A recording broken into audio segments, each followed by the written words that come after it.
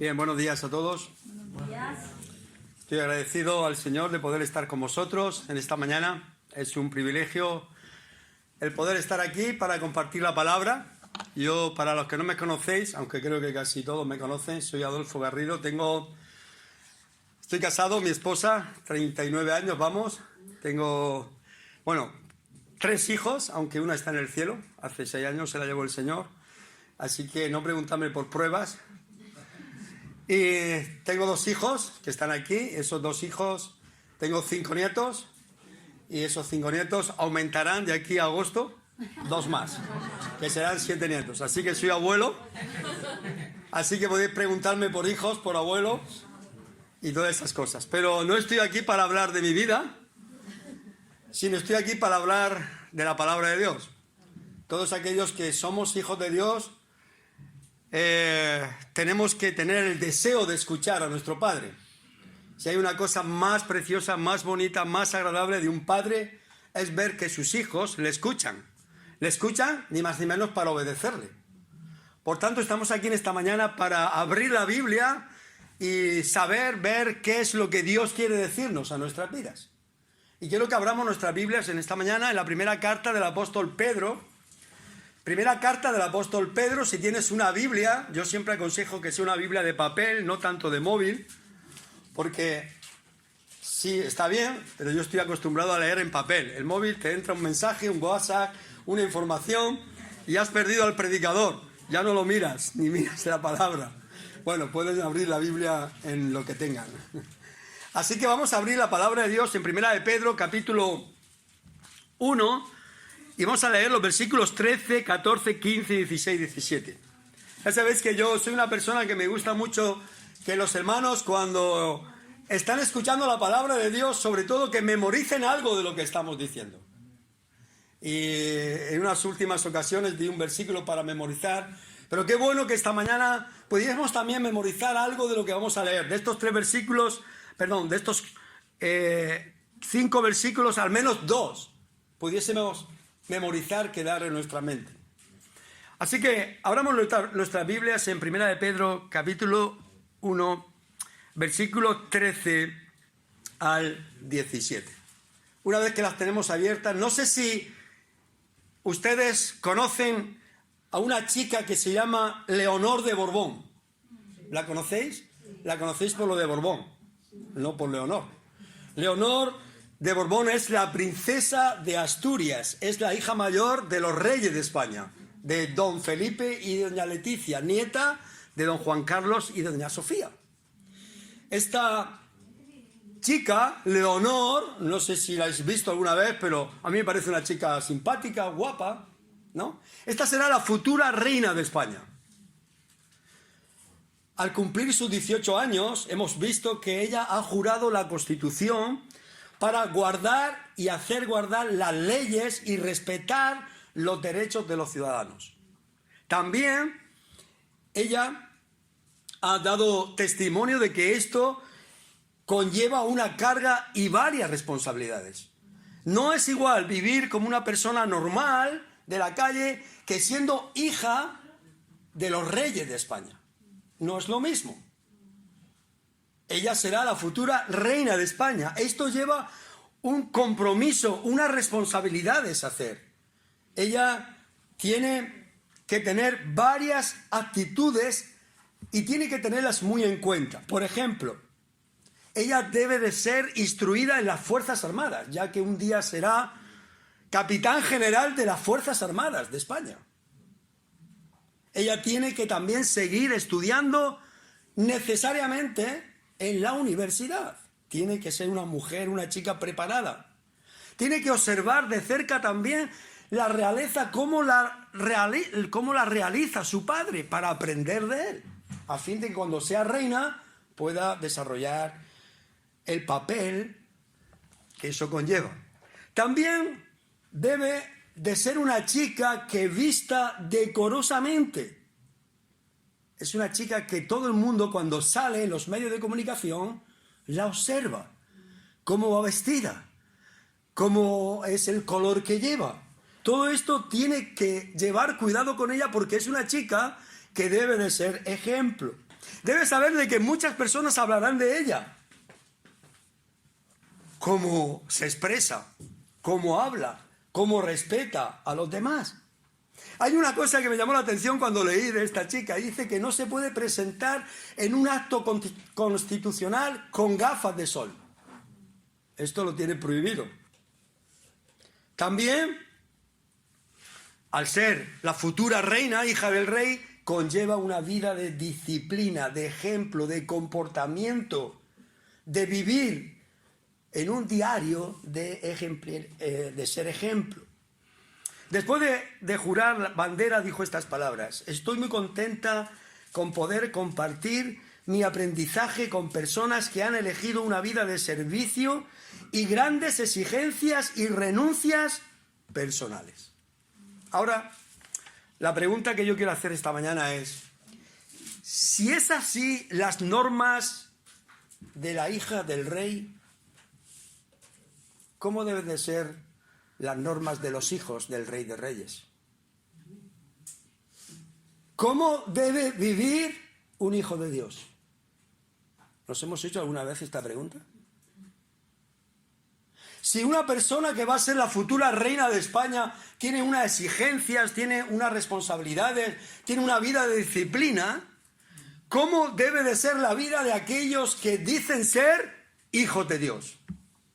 Hijos del Rey de Reyes. Por eso cuando abrimos la Biblia en esta mañana, la palabra de Dios nos va a decir cómo debemos de vivir los hijos de Dios. ¿Cómo debemos de vivir los hijos de Dios? Pues vamos a leerlo. Primera de Pedro, capítulo 1, versículo 13 al 17. Dice así: por tanto, ceñid los lomos de vuestro entendimiento. Sed sobrios y esperar por completo en la gracia que se os traerá cuando Jesucristo sea manifestado. Como hijos obedientes, no os conforméis a los deseos que antes teníais estando en vuestra ignorancia, sino como aquel que os llamó es santo, sed también vosotros santos en toda vuestra manera de vivir. Porque escrito está: sed santos, porque yo soy santo. Y si invocáis por Padre a aquel que sin acepción de personas juzga según la obra de cada uno, conducíos en temor todo el tiempo de vuestra peregrinación. ¿Cómo deben vivir los hijos de Dios? Aquí en la palabra de Dios nos hace ver tres responsabilidades que tenemos los hijos de Dios, y es verdad que somos los hijos de Dios. La primera responsabilidad es que tenemos que vivir en esperanza. Ahora lo vamos a ver. La segunda es que tenemos que vivir en santidad. Y la tercera es que tenemos que vivir, y esta mañana lo han mencionado, en el temor de Dios. Esperanza, santidad y... ¿La primera cuál era? Esperanza. ¿Segunda? ¿Tercera? Temor de Dios. Pero esto no lo dice el predicador de turno de esta mañana, esto lo dice la palabra de Dios. Mirad, cuando Pedro escribe esta carta, Pedro le está escribiendo a personas no que vivían tan bien como nosotros. Estas personas no vivían en sus hogares, venían a la iglesia el domingo, tenían sus abanicos o tenían su aire acondicionado y a veces se quejaban si no funcionaba el aire. No. Estas personas vivían en persecución por ser cristianos. Eran los años 70 del siglo I y había un emperador que gobernaba el Imperio Romano que era Nerón. Y este Nerón era un hombre que le gustaba mucho hacer cosas nuevas, pero para hacerlas nuevas tenía que destruir las viejas. Y él llegó un momento que le prendió fuego a la ciudad de Roma. Y él tenía que buscar un culpable para culpar a aquel que había incendiado, para excusarse él. Y buscó a los cristianos. Desde aquel momento los cristianos comenzaron a sufrir por ser cristianos. Perdían sus casas, tenían que huir de su país. Por eso cuando leemos 1 de Pedro capítulo 1 dice a los expatriados. ¿Sabéis lo que es un expatriado? ¿Verdad? Aquellos que están en el Ponto, en Galacia, y en estas ciudades, Capadocia, Asia, Bitinia. Aquellos que han sido expatriados por causa del Evangelio. Yo sé que muchos de aquí sois de otros países y que habéis venido aquí por causa de trabajo, de buscar mejor situaciones. Muy bien. Pero estos hombres, estas mujeres, habían sido expatriados por causa de ser cristianos. Por causa de vivir creyendo en Cristo, confesando en Cristo, decir que Cristo era el Señor. Porque en aquel tiempo decir que Cristo era el Señor, esto era un pecado. Porque el Señor era el emperador, era el César. Y los cristianos decían, no, el Señor no es el César, el Señor es Cristo, aquel que murió en la cruz por mis pecados. Y esto le tocaba ser perseguidos. Muchos de ellos perdían sus trabajos. Muchos de ellos eran echados a los circos de los leones. Los vemos en muchas películas. Muchos de ellos eran crucificados. Y otros eran quemados en la hoguera y servían de antorchas en la noche. Este era el contexto de estos hermanos que el apóstol Pedro le escribe estas cosas. Por eso el apóstol Pedro, cuando empieza a escribir, le habla a aquellos cristianos de las bendiciones que habían recibido en Cristo. ¿Qué bendiciones habían recibido en Cristo? Si tú eres un hijo de Dios, puedes también sentir estas bendiciones en ti. Mirad qué bendiciones había dado Cristo a aquellos cristianos y le escribe para que sus vidas estén firmes, fortalecidas en el Señor, a pesar de las pruebas y a pesar de la vida difícil que ellos estaban viviendo en aquel tiempo. Mirad lo que dice la palabra de Dios. Capítulo 1, versículo 2. Vosotros, cristianos, habéis sido elegidos según la presciencia de Dios. Dios ha permitido que tú seas su hijo. Mirad lo que dice el versículo 3. Bendito el Dios y Padre de nuestro Señor Jesucristo, que según su grande misericordia nos ha hecho nacer de nuevo para una esperanza viva. Si tú eres un hijo de Dios, no solamente eres un hijo que Dios te ha hecho su hijo, sino que has nacido de nuevo. ¿Recordáis aquel texto de Nicodemo, capítulo 3? Si no naces de nuevo, ¿qué? No puedes entrar al reino de los cielos. Cristo Jesús nos ha hecho nacer de nuevo. Pero no solamente eso, sino que ha puesto en nuestra vida, por medio de la resurrección de los muertos, una esperanza viva. ¿Cómo es la esperanza que hay en este mundo? Muerta. Este mundo no tiene esperanza. Pero los cristianos han recibido de parte de Dios, por medio de Cristo, su muerte y su resurrección, una esperanza viva. ¿Sabéis por qué es una esperanza viva? Porque aquel que da esa esperanza está vivo, murió y resucitó. Amén. La esperanza de este mundo es muerta porque creen en ídolos que tienen ojos y no ven, manos y no palpan, oídos y no oyen, pies y no andan. Por eso su esperanza es muerta. Por eso a veces cuando voy a un funeral que tengo que ir porque mueren amigos, mueren familiares, veo la tristeza que hay en el corazón de las personas porque su esperanza es una esperanza de aquí en la tierra. Se ha terminado todo. Pero los creyentes de Primera de Pedro tenían una esperanza viva, una esperanza, que dice la palabra de Dios, que era una herencia que Dios había dado en sus vidas, una herencia en los cielos. ¿Alguien ha recibido una herencia aquí en la tierra? Yo sí he recibido herencia de mis padres. Pero esa herencia, ¿sabéis qué pasa? Que se puede corromper. Pero la herencia que habían recibido los cristianos en Cristo en el cielo era una herencia incorruptible. Era una herencia inmarcesible. Esto quiere decir que no cambia de valor. Tú tienes aquí una casa y hoy vale un precio, mañana vale otro, más o menos. Pero la herencia de los cielos es una herencia inmarcesible, una herencia incontaminada, que no se contamina. Dice la palabra de Dios, reservada para vosotros en los cielos. Esto es lo que estaba dándole Cristo a aquellos hombres que estaban sufriendo, que muchos de ellos no tenían casa, que no tenían comida, que no tenían trabajo, que no tenían que darle a sus hijos. Pero tenéis una esperanza viva. Y dice la palabra de Dios que esa salvación tan grande que había recibido era una salvación que estaba guardada por el poder de Dios, versículo 5, capítulo 1.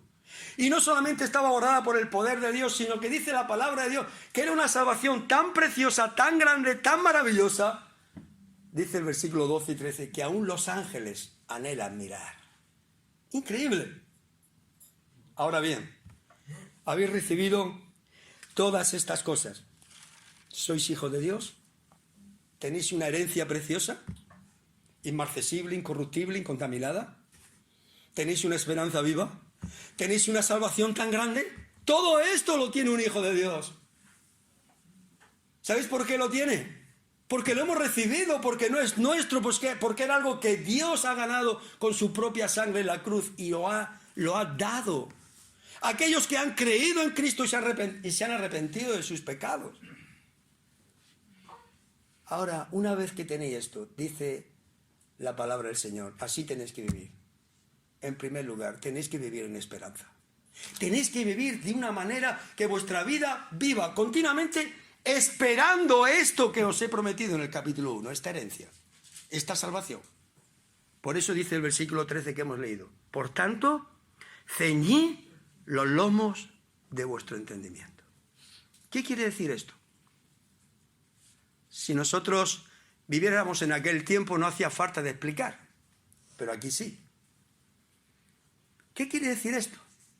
Las personas de aquel tiempo vestían con vestidos largos, con batas largas. Esto lo podemos ver en personas que vienen de origen árabe. Las batas eran largas. Y con esas batas era muy incómodo correr o trabajar. Y cuando había que salir corriendo, debían de coger un cinto, un cordón, ceñirse la cintura para subirse los vestidos. Cuando leemos el capítulo 12 de Éxodo, cuando Dios está preparando al pueblo para salir, celebrar la Pascua y salir de Egipto, dice, ceñíos los lomos, vestíos vuestro calzado y estás preparados para salir. Y el Señor dice, ceñid los lomos. Es una ilustración, es una figura que el Señor está diciendo para que cada uno de nosotros, los creyentes allí, estemos preparados. Ceñid los lomos, no nuestros vestidos, no está diciendo literalmente esto, sino de nuestro entendimiento. ¿Se dais cuenta? ¿Por qué? Porque muchas veces nuestra mente, nuestro corazón está pensando solamente en las cosas de este mundo. Hemos terminado el culto esta mañana y vamos a salir y quizá nos pregunta alguien, ¿de qué ha hablado el predicador? Ah, pues no me acuerdo. Voy a tener que dejar la botella en otro sitio. No me acuerdo, ¿verdad? Y la palabra de Dios dice, ceñid los lomos de vuestra mente, de vuestro entendimiento. Que vuestra mente y vuestro entendimiento esté pensando en vivir de una manera diferente a la que vive el mundo. Pensando en que nuestra vida aquí es una vida transitoria. Que podemos estar hoy aquí, pero no sabemos si el domingo vamos a estar. No sabemos si mañana vamos a vivir. Tenemos que entender, hermanos y amigos, que todo lo que hay en este mundo, lo dijo un hombre que disfrutó de todo en este mundo. ¿Sabéis quién fue el hombre que disfrutó de todo en este mundo? Salomón. Tierras, casas, viñas, riqueza, oro, plata, dinero, mujeres. ¿Sabéis qué dijo? Vanidad. Todo es vanidad. La palabra del Señor nos dice, ceñid los lomos de vuestro entendimiento. Y dice la palabra de Dios, sed sobrios. Este es el mandato del Señor. Sed sobrio. Ten dominio propio, firme en el Señor, perseverante. Nunca pierdas el ánimo. No, hoy es que no tengo ganas de ir a la iglesia. No, es que estoy sin reunirme no sé cuánto tiempo. ¿Cómo? ¿Eres un hijo de Dios? ¿Te has salvado por tu gracia? ¿Por su gracia? ¿Te ha redimido la sangre de Cristo? ¿Sabes el precio que ha pagado Cristo por ti? ¿Cómo es posible que tú te desanimes? ¿Cuándo leemos en la Biblia que Cristo en los años de su ministerio se desanimó? ¿Cuándo lo lees? No. El Señor continuamente tenía una relación con el Padre en oración. Él era una persona firme y nos está diciendo a los creyentes: ceñid los lomos de vuestro entendimiento, sed sobrios, vive continuamente como si el Señor fuese a venir ahora mismo, dentro de unas horas, mañana. Sed sobrios. No mires cómo viven los demás, mira la palabra de Dios. ¿Qué es lo que te dice Dios? Cuando nosotros vamos a la iglesia de Primera de Tesalónica, capítulo 1, versículo 9, allí hay una iglesia que es una iglesia ejemplo, hermanos. ¿A quién le gustaría estar en una iglesia ejemplo? Una iglesia que es ejemplar a todas las demás iglesias. ¿A quién le gustaría estar en esa iglesia? ¿A ninguno? ¿A mí? ¿Y a vosotros? Amén. También, ¿no? Si vosotros apuntéis esta cita, yo luego la vais a leer en vuestra casa. Primera de Tesalonicenses, capítulo 1, versículo 9, allí dice que los tesalonicenses se convirtieron de los ídolos a Dios para servir al Dios vivo y verdadero y esperar de los cielos aquel que los va a librar de la ira venidera. Gloria a Dios. Para servir y para esperar al Señor. Para eso se convirtieron. Y este es el propósito que Dios quiere plantearnos a nosotros en esta mañana, que seamos hombres y mujeres que vivamos en esperanza. ¿Vives en esperanza, hermanos? ¿Vives como si el Señor fuese a venir hoy mismo? Mirad lo que dice la palabra de Dios. Ceñid los lomos de vuestro entendimiento, sed sobrios y esperar por completo en la gracia que se os traerá cuando Jesucristo sea manifestado. Esperar por completo. ¿Sabéis por qué dice esto la palabra del Señor? Porque vivir en esperanza, hermanos, glorifica a Dios. Si tú vives en esperanza, vas a glorificar a Dios, vas a adorar a Dios, vas a exaltar a Dios, porque Dios está viendo que confías plenamente en sus promesas. Dios está viendo que confías plenamente en sus promesas. Espera por completo en Cristo. Mirad, hay una persona que fue el hombre que más sufrió de todos los hombres de la Biblia. Él tenía una grande hacienda, tenía mujer, tenía hijos, tenía todo y lo perdió. ¿No? Ya sabéis quién es. Muy bien, Job. Pues si nosotros leemos Job capítulo 13, versículo 15, lo puedes leer en tu casa, dice allí este hombre de Dios: aunque él me matare, en él esperaré. ¿Cuál era su esperanza? Cristo. Dios dijo cuando perdió a sus hijos, Dios quitó, sea el nombre de Dios que alabado, bendito. Porque su esperanza estaba en Dios. Hermanos, hay un hombre en la Biblia que es el hombre más grande de fe, que dice la Biblia que fue el amigo de Dios. ¿Quién era este? Abraham. ¿Y qué dice la Biblia de Abraham? Dice la Biblia de Abraham en Romanos capítulo 4, versículo 18 y 21, que él creyó en esperanza contra esperanza. ¿Qué quiere decir eso? Lo puedes leer. Abraham recibió 3 grandes promesas de Dios. Y estas 3 grandes promesas de Dios era que en él iban a ser benditas todas las familias de la tierra, lo cual estás incluido tú y yo. No solamente eso, sino que de su descendencia haría una nación grande, y también que la tierra que él estaba pisando se la daría, que era la tierra de Canaán. Pero esas 3 promesas que Dios le dio a Abraham era imposible cumplirlas. ¿Sabéis por qué? Dios se le había dado, pero era imposible cumplirlas. Porque su mujer Sara era estéril. Una mujer estéril, ¿cómo va a hacer de una mujer estéril y un hombre viejo una nación grande? ¿Cómo le va a dar su descendencia a esa tierra? No hay descendencia. ¿Cómo va a hacer en él bendita toda la familia de la tierra si tiene casi 100 años y su mujer 90 años, Sara? ¿Cómo es posible? Pero dice la Biblia que él creyó en esperanza contra esperanza. ¿Se dais cuenta? Su esperanza humana era nula, pero la esperanza en Dios era maravillosa. ¿Se cumplieron las promesas? Sí, hermanos. La tierra de Canaán hasta hoy es, ¿sabéis de quién es? De Israel. A pesar del conflicto, a pesar de las guerras, es de Israel. En él han sido benditas toda la familia de la tierra, porque Abraham tuvo un hijo que se llamaba, ¿cómo? Isaac tuvo un hijo que se llamaba, el hijo de la promesa se llamaba Jacob, y Jacob tuvo 12 hijos, y esos 12 hijos de uno, Judá, vino Cristo por medio de David. Y tú y yo somos salvos por medio de Cristo, porque en él iban a ser benditas toda la familia de la tierra, desde Génesis hasta hoy.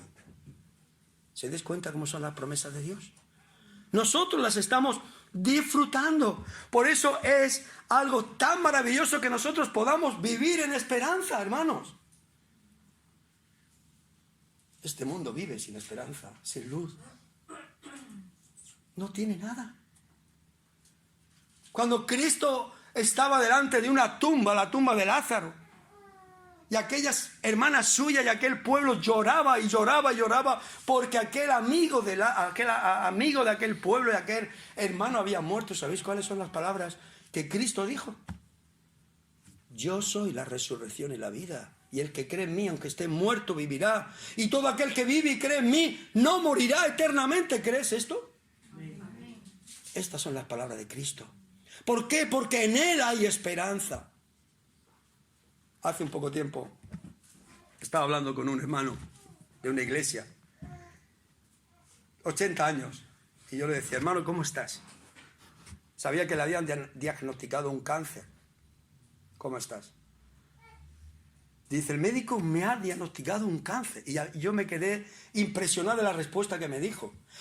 Y me dijo, pero gloria a Dios. ¿Sabes por qué? Porque tengo 80 años y me queda mucho menos para estar con el Señor. Yo quizás no hubiera dicho eso.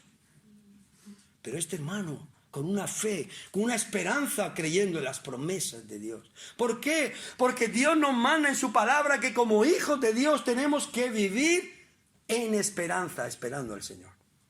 Y cuando tú vives en esperanza, tu mente, tu corazón, tu trabajo, tus amigos, tu alrededor, todo cambia, porque tú vives con la visión de Cristo, que va a venir pronto.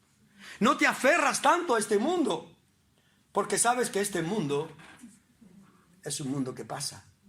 Sabes que vives como un peregrino. ¿No? Canta esa canción, peregrino, tú me hiciste, este mundo no es mi hogar. Ahora hay una segunda responsabilidad que tenemos. ¿Cuál era la segunda? Vivir como en santidad, hermanos. Mirad lo que dice el texto. Versículo 14, 15 y 16. Como hijos obedientes, no os conforméis a los deseos que antes teníais estando en vuestra ignorancia, sino como aquel que os llamó es santo, sed también vosotros santos en toda vuestra manera de vivir, porque escrito está, sed santos porque yo soy santo. ¿Cuál es el resultado de vivir en esperanza de Cristo? La santidad. La santidad. ¿Qué significa vivir en santidad, hermanos? Vivir apartados. ¿Vivimos así? Piensa. Sed santos en toda vuestra manera de vivir. Vivir en santidad. Dice la palabra de Dios en 1 Juan 3:3. Todo aquel que tiene esta esperanza, en él se purifica a sí mismo, porque él es puro. Dice la palabra de Dios, empieza el texto diciendo, como hijos obedientes. ¿Sabéis por qué dice esto? Porque hay hijos que son desobedientes. No son hijos de Dios. Esto lo dice Efesios 2. Son hijos de vuestro padre o de su padre el diablo. Hay hijos obedientes, pero dice que los hijos obedientes tienen que vivir en santidad.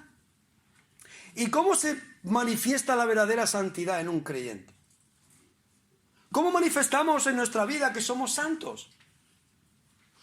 Pues se manifiesta cuando te niegas a vivir como vivías cuando no eras creyente. Entonces se manifiesta tu santidad. Por eso dice la palabra de Dios en Romanos, capítulo 12:2, no os conforméis a este siglo, sino transformaos por medio de la renovación ¿de qué? De vuestro entendimiento. ¿Se des cuenta? Cuando uno es creyente quiere apartarse más del mundo y vivir más para el Señor. Y ese vivir con el Señor solamente se puede hacer con la renovación de nuestro entendimiento. ¿Cómo se renueva nuestro entendimiento? Por medio de la relación con el Señor, lectura de la palabra y oración. No hay otro método. Cuando tú más te relacionas con una persona, cuando tú más te relacionas con Dios, más vas a parecerte a Dios. ¿Habéis oído ese refrán español que dice: el que se junta con un cojo, si al año no cojea, ranquea? Imagínate si tú te juntas con Dios. Imagínate si tú cada día te pones delante de Dios para leer su palabra, para orar. Como aquel que os llamó. Como aquel que os llamó. Mirad, la Escritura nos muestra 3 motivos por los cuales los creyentes deben de ser santos. 3 motivos. El primero que nos muestra es porque aquel que nos llamó, ¿cómo es? Santo. Por eso nosotros tenemos que ser santos. Si tú lees la Biblia verás que la santidad de Dios está plasmada en toda la Biblia. Dionisio ha leído Ezequiel y de esos versículos que ha leído ha repetido 3 veces la palabra santidad.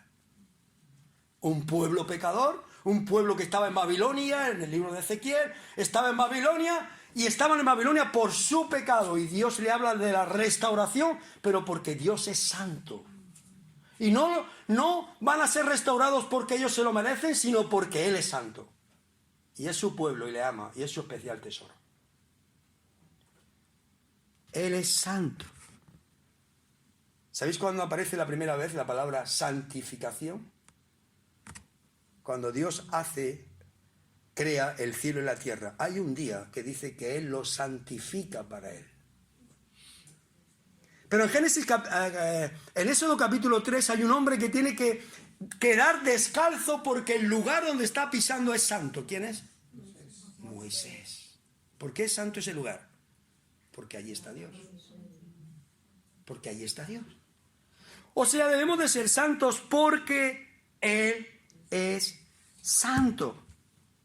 Cuando tú vas a Apocalipsis, que se va a cerrar el canon bíblico ya, allí hay en el cielo 4 seres vivientes, Apocalipsis 4, que día y noche están diciendo: santo, santo, santo es el Señor, Dios todopoderoso, creador del cielo y de la tierra. ¿Cómo es Dios? Santo. ¿Por qué los creyentes deben de ser santos? Porque Él es santo. Yo no sé cuántos de vosotros tenéis hijos pequeños, yo ya no. Yo tengo nietos pequeños. ¿Sabéis lo que dicen muchas veces los hijos? Perdón, los padres, las madres, los abuelos, las abuelas. ¿Sabéis lo que dicen? Uy, mira el niño, entero a su padre. Mira, tiene los mismos andares, las mismas posturas, o a su madre. ¿Habéis oído esto alguna vez? Sí. Mira, yo tengo un nieto que tiene 3 años, para 4. Es revoltoso, vamos, a tope. Y tiene una postura que hace que es así. 3 añitos, no se ve del suelo, es así. Así está.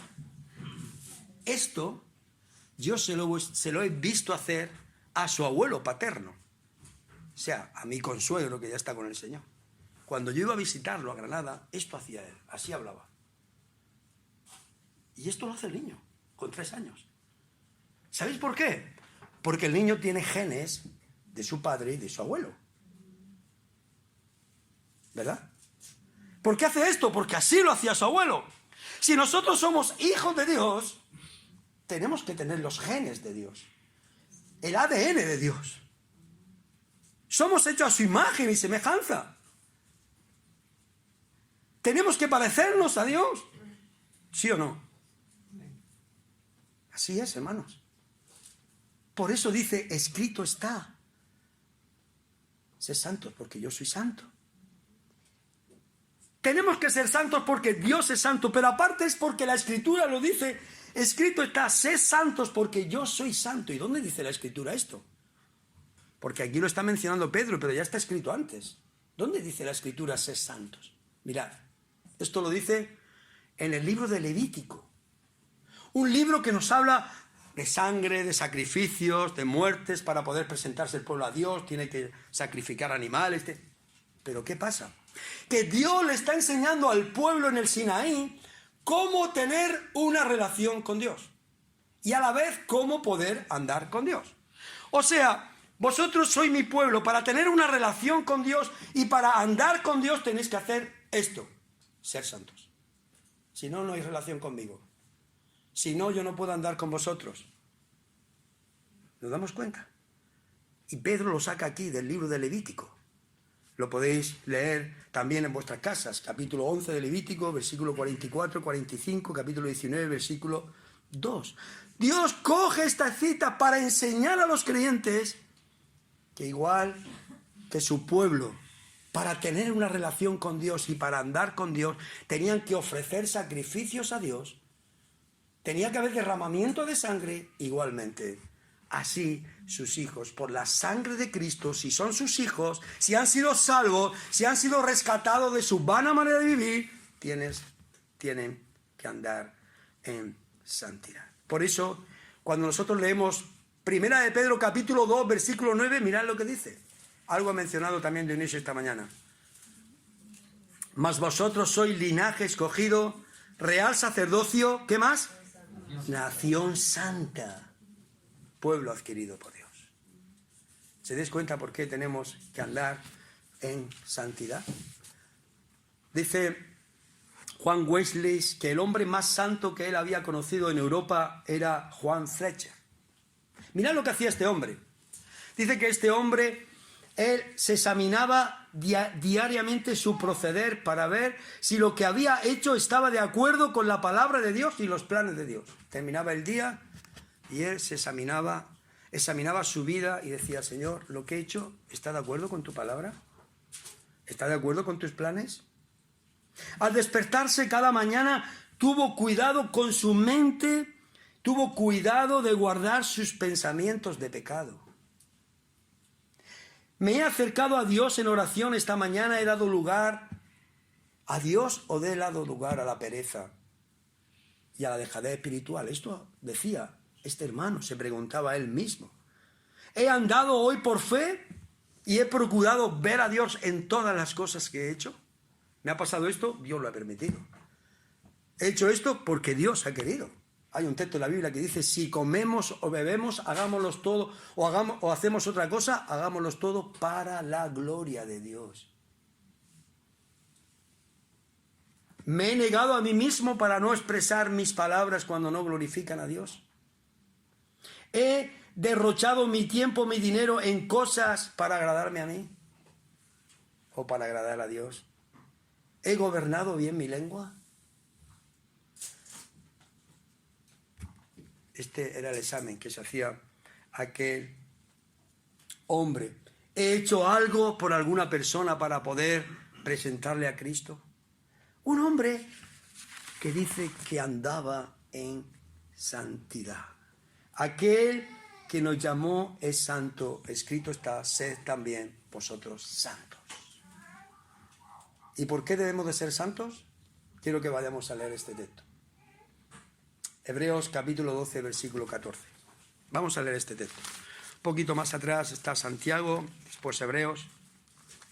Hebreos capítulo 12, versículo 14. ¿Por qué debemos de ser santos?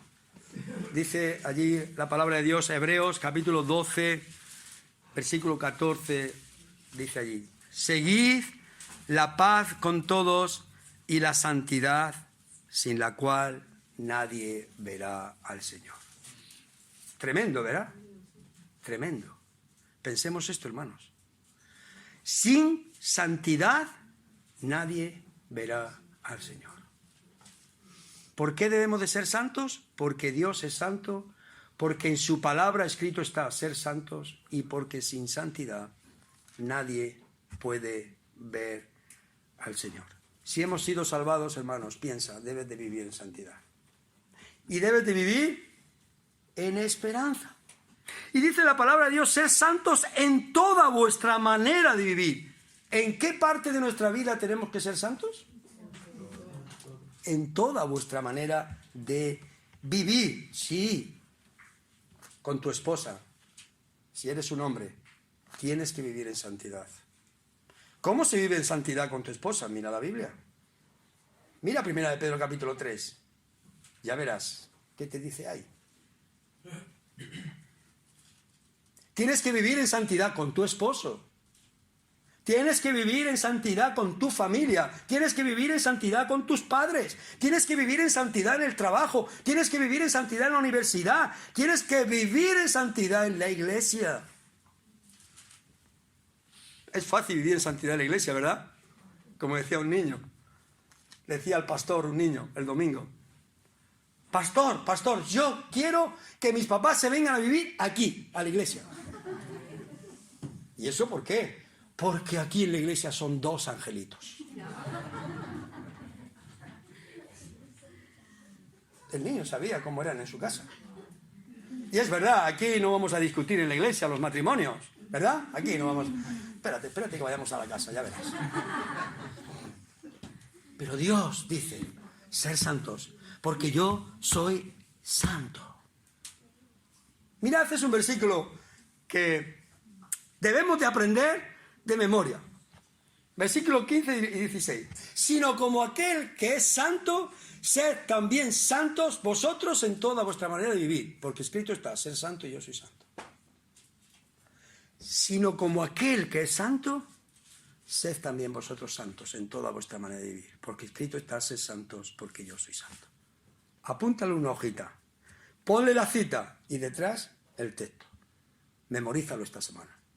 Tómate ese reto. Tómatelo. Repasa el versículo continuamente, donde estés. Métetelo en tu bolsillito aquí o aquí. Cuando mires al móvil, póntelo aquí, en la pantalla del móvil, aquí. Cuando lo mires, ser santos, porque yo soy santo. Tengo un mensaje, ser santos, porque yo soy santo. Porque le sacamos el móvil, 2 WhatsApp, 4, no sé qué, cuánto tenemos ahí, ¿no? Piénsalo, póntelo ahí, ya verás. Y lo último que nos dice la palabra de Dios, hemos dicho vivir en esperanza, vivir en santidad y vivir ¿en qué? En temor de Dios. Mirad lo que dice el versículo 17. Y si invoquéis por Padre aquel que sin acepción de persona juzga según la obra de cada uno, conducíos en temor todo el tiempo de vuestra peregrinación. ¿Cómo tienen que conducirse los creyentes? En temor. ¿Cuándo? Todo el tiempo de vuestra peregrinación. Los creyentes tenemos esta responsabilidad. Janet, que explicaba esta mañana en el texto que ha leído de la buena semilla, ¿qué significaba?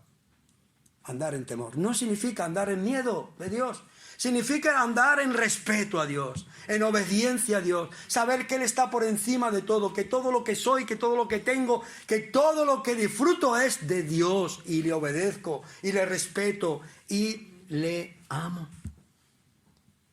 Y como dice Job, capítulo 28, versículo 28, también que lo hemos leído esta mañana, el principio de la sabiduría es el temor a Dios y el apartarse del mal es la inteligencia.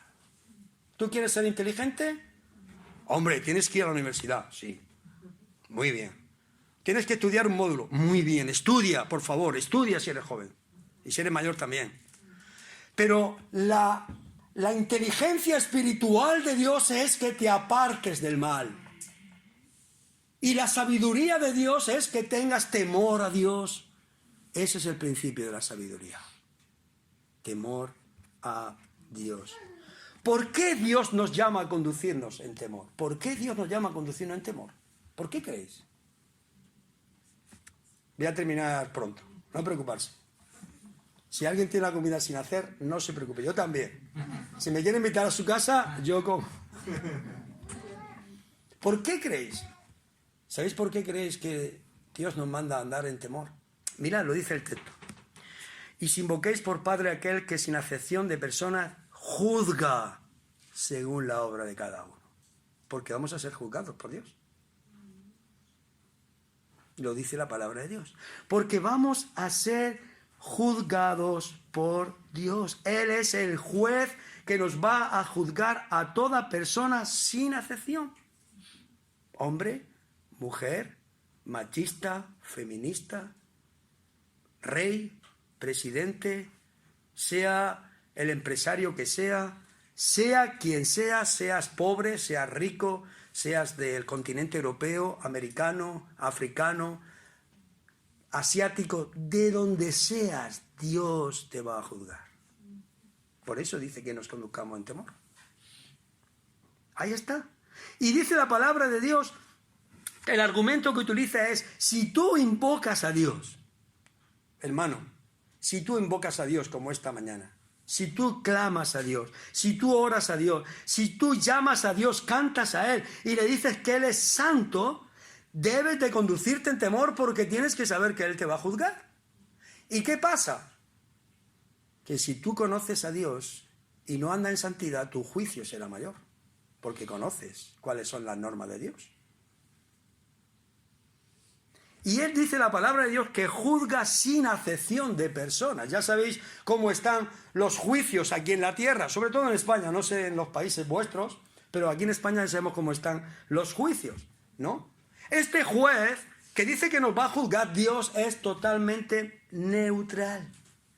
Él juzga no tu posición social, no tu color político. ¿Sabéis cómo juzga? Según las leyes que Él ha puesto. Y cuando una persona no tiene a Dios, no tiene al Señor, ¿sabéis por qué ley va a ser juzgado? ¿Cuál es la ley de Dios?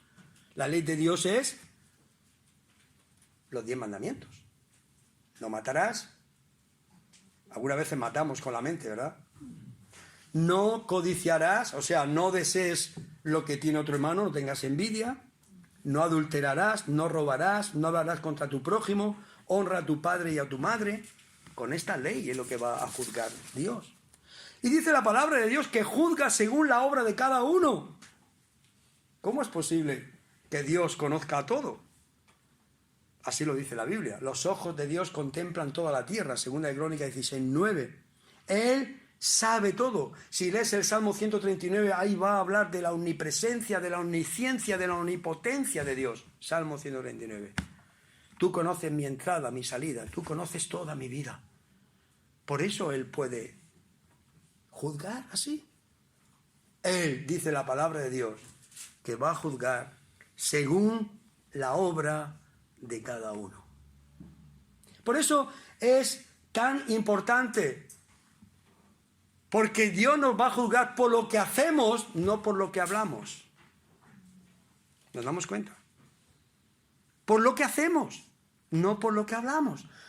Por eso dice la palabra de Dios, Santiago, otro texto que se ha mencionado esta mañana, no ser solamente oidores de la palabra, sino hacedores, engañándonos a vosotros mismos. ¿Verdad? ¿Y cuál es la obra que quiere Dios que hagamos? Mirad, no voy a ir al texto, pero en Juan capítulo 6, versículo 28, unos judíos se acercan al Señor y dicen, ¿qué obras tenemos que hacer? ¿Sabéis cuál es la respuesta del Señor Jesús? Esta es la obra de Dios, que creáis en el que Él ha enviado. Que creáis. Cuando uno cree en Cristo, su vida cambia totalmente. Cuando uno nace de nuevo, su vida cambia totalmente. Cuando uno se arrepiente de sus pecados, cree en Cristo, su vida cambia. Y esta es la principal obra que Dios quiere hacer en nuestra vida.